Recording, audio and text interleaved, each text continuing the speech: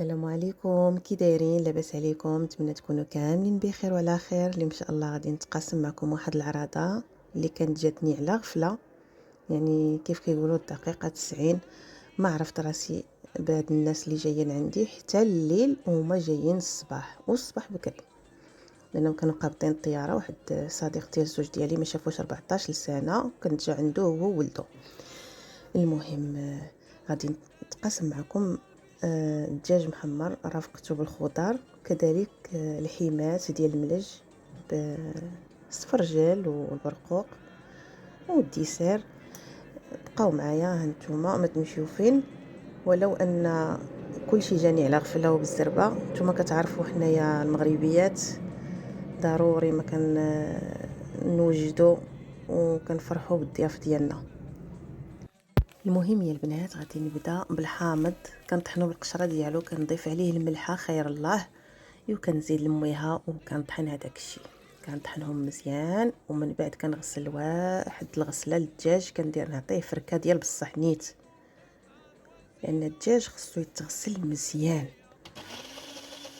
قد ما كان مغسول مزيان ومسقطر غادي يجيكم الدجاج ديالكم زوين ولذيذ. انا كنرفض يعني واحد الرفض قاطع انني نمشي عند الجزار ونلقى داك الدجاج مشرب من عنده اولا فيه هو اللي داير له التوابل. واش الجزار غادي يكون غاسل ليا الدجاج بحال اللي غادي نغسلو انا في داري؟ لا.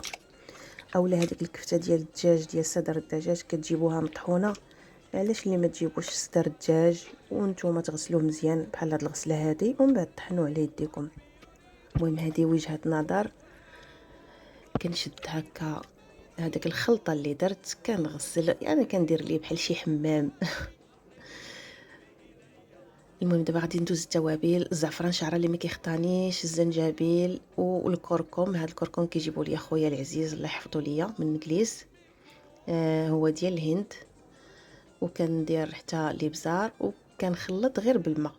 هانتوما البنات غير بالماء. وهذا الحامض مصير غير البابه ديالو مليحه، ملحه الكافيه.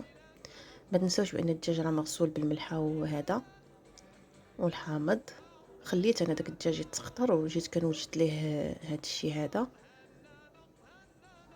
التوابل فاش غادي، هذه غير التوابل باش غندهن الدجاج، غادي يبات مرقد في هاد التوابل هذه والحامض. بالنسبه للمعدنوس والثومه حتى الغد ليه في النصابه عاد غادي نديرهم، لان جاتني هاد الضيافه بحال اللي قلت لكم على غفله، جاتني التقضيه شويه معطله. مع ذلك بقيت واحد الوقت سهرانه مع هادشي باش يكون الدجاج مغسول ومرقد، يكون لغد ليه ما يكونش عندي بزاف ديال التماره. المهم غادي يبات الدجاج هكا مرقد.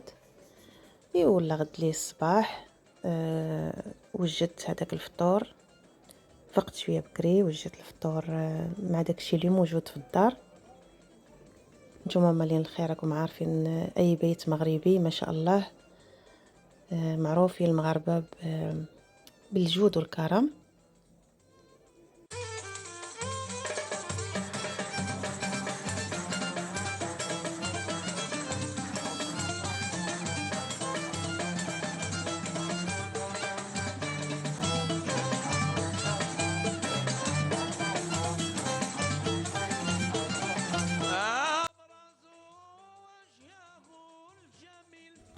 دابا ان شاء الله غادي نصب اولا نبدا نطيب هذوك 4 ديال الدجاجات. هانتوما معايا عطريه. هنا غادي نزيد واحد الطريف ديال السمن، وغادي نزيد هنايا المعدنوس مع الثومه. نخلي شويه باش غادي ندير النصابه ديال اللحم، وغادي نخلط هذا الشيء. وغادي نربط الدجاج الرجيلات ديالو، وغادي نروي حتى لحد هنايا صافي. وغادي نخلي هادشي يطيب بلا بصله ولا حتى شي حاجه حتى يتقلى مزيان في هاد العطريه. عاد غادي هنا نضيف الزيت، وغادي نزيد شي شويه ديال التوابل، شويه ديال العطريه من غير هذه اللي كنت درت الدجاج فاش ترقد فيها. انا غادي نزيد شي شويه ديال العطريه. وهانتوما معايا المرات راني كندير القزبر والمعدنوس اولا المعدنوس مع الثومه. مرات راني كندير الربيع مع الثومه وكنرقد به الدجاج، وبعد مرات ما كنرقدوش كاع، معني ما كنديرش كاع التجهيز المسبق. الا كان عندكم الوقت رقدوه يكون احسن. كندير كل شيء في مره وكنخلط وكنشرمل الدجاج، ومن بعد كنديرو كيطيب مباشره اولا كنخليه يترقد شي سويه. المهم على حسب نتوما والوقت ديالكم. بحال دابا انايا بيتو مشرمل غير في التوابل، والربيع مع الثومه درتهم حتى الاخر، حتى الصباح يعني حتى لدابا. ما غادي نخليهم هكا يتقلاو شي شويه، عاد من بعد غادي نروي بالماء سخون. هنايا بعد ما تقلى الدجاج غادي نضيف الماء سخون بحال هكا الجهه اللي فين يطيب لينا الدجاج. حتى انا مازال ما ضفتش الزيت، غير هذاك السمن.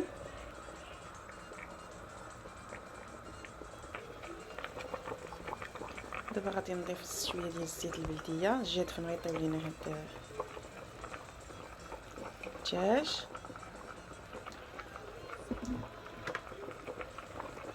من بعد تنبغي نصوب التغميره نزيد واحد شويه ديال الزيت عاوتاني. عندي الزعفران الحر غادي نزيد واحد شويه.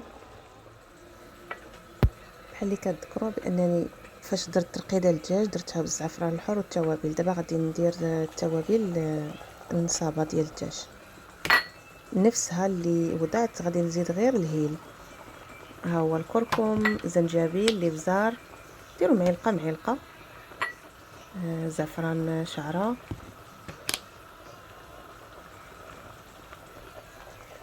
نتوما البنات غادي نخلط هادشي ونوضعو هكا في المرق باش الدجاج يجينا بنين. وخلاص بالنسبه للمعدنوس والثومه راني وضعتهم حتى هما في النصابه. تقدروا بالنسبه للمعدنوس اولا القزبر والمعدنوس، ولكن دائما المعدنوس هو اللي يكون غالب. تقدروا ديروا غير هكا قبيطه. انا بعض المرات غير كنربطو وكنديرو في المرق.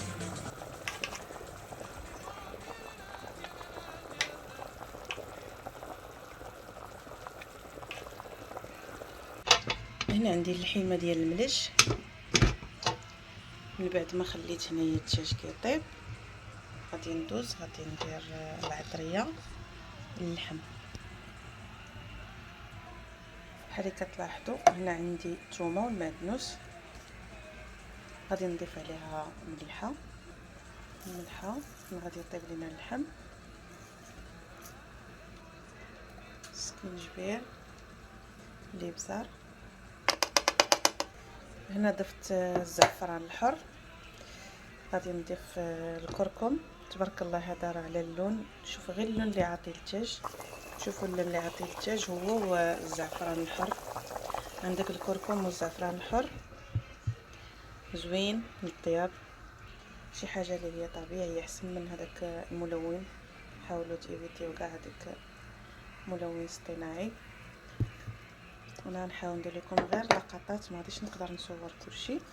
غادي نخلط هذا الشيء بالماء، ومن بعد غادي نشرمل هاد الحيمات. غادي نضيف الهيل هكا صاين، راه غادي يطلق المذاق ديالو. اكتفيت هنا ب3. غادي ندوز اللحم. بالنسبه للتشرميله اللي وجدت هي هذه،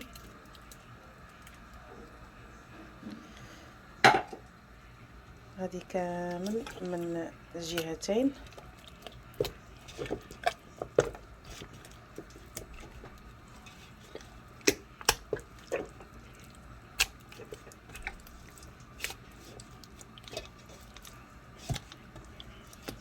هادشي كان عليا نديرو البارح في الليل كذلك، غادي يجي زوين وشارب،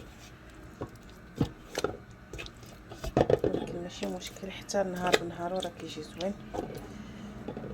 غادي نديرو دابا يتشرب هاد التوابل اللي وضعت ليه، وهانتوما معايا. بالنسبه للحيمات حتى هما غندير لهم الهيل، 3 ديال الحبيبات ديال الهيل هو اللي هو كنقولوا ليه حنا بالمغربيه القعقله. البنات غادي نضيف شي شويه ديال الماء فين غادي يتقلى هاد اللحم وتشرب لنا التوابل اللي وضعنا فيه. كذلك غادي نضيف زويته بلديه.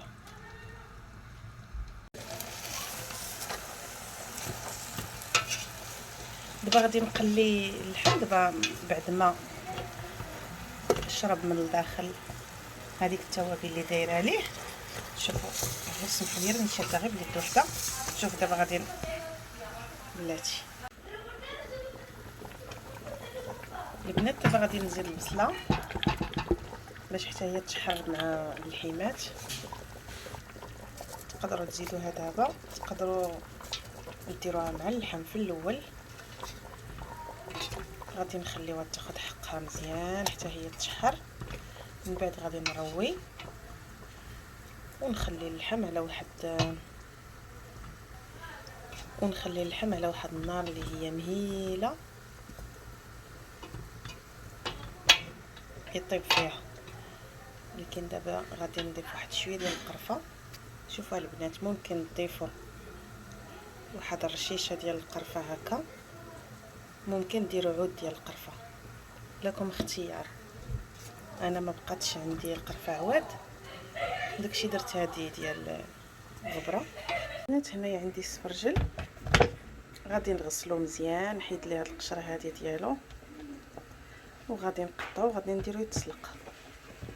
من بعد عاد غادي نعسلو. هانتوما البنات بحال اللي قلت لكم درتو على الصدر ديالو، وقفتو هكا. وهنا عندي اللحمه ها هي كتقلى.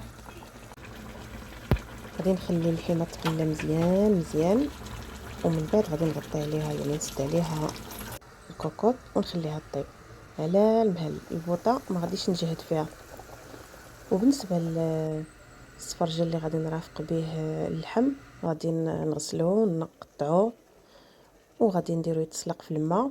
من بعد غادي ندير عليه القرفه وشي ديال السكر اولا العسيله اللي بغيتو. الدجاج بعد ما كيطيب شوفوا كيخلي هذيك المريقه خاتره وزوينه.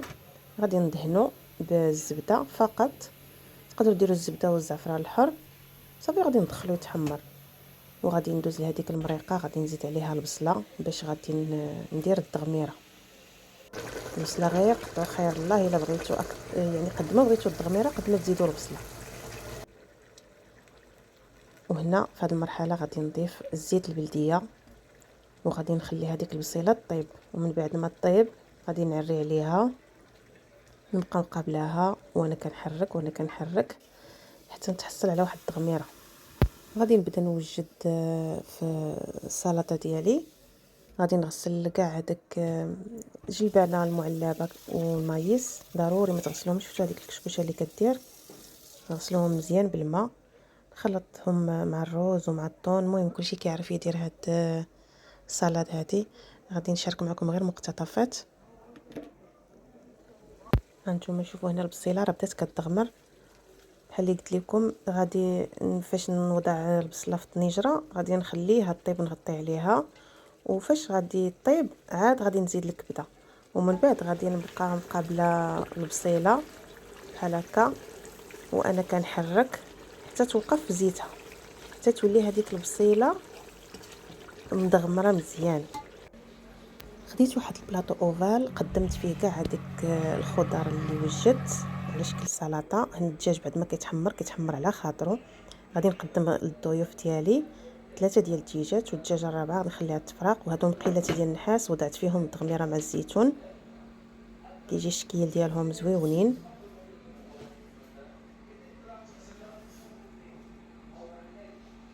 انا الدور ديالي كيسالي هنايا في كوزينه البنات. بالنسبه للتقديم كان تقديم ديال الزوج ديالي وبنتي الصغيره، هما اللي كيديو وكيحطوا في الطبله. حتى بالنسبه لهذوك لي ناب ديالي المطروزين، يعني ما جبدوا حتى شي واحد فيهم باش يديروه في الطبله، يلا اكتفاو بدوك السريبتات ديال الورق. المهم هذوك راه هما قاضيين الغرض.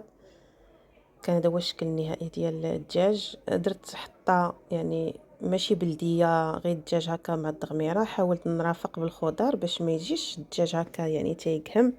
خلاص عاوتاني كاين الطبق الثاني حتى هو اللحم، غير اللحوم وغير الدجاج ضروري من الخضر، ولا الزعلوك. المهم هذه الدجاجه الرابعه اللي قلت لكم راه خليتها للتفراق. ها هي كاينه هنا فوق المكتب، حطات بنتي هادشي هنايا في البيت ديالها. خلاص البنيتات الصغارين راه كلاو مع باباهم.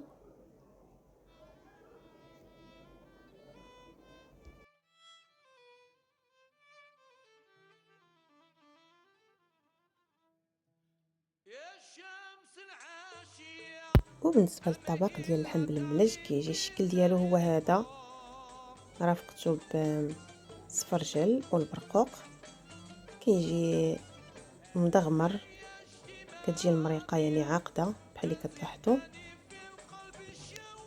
ومن بعد الديسير كذلك حتى هو قدمته في النهايه. كتعرفوا حنايا المغاربه راه ضروري من الديسير. المهم كان هادو هما اطباق ديال الضيافه ديال اليوم، واخا ديك الضيافه كانت يعني على غفله. المره الجايه ان شاء الله غادي ندير معكم الدجاج بالدغميره على حقو طريقو، وتكون واحد الحطه بلديه ان شاء الله. وما بقى لي الا نقول لكم نتمنى الفيديو ديال اليوم ينال اعجابكم واستحسانكم. دمتم في رعايه الله وحفظه، والى اللقاء.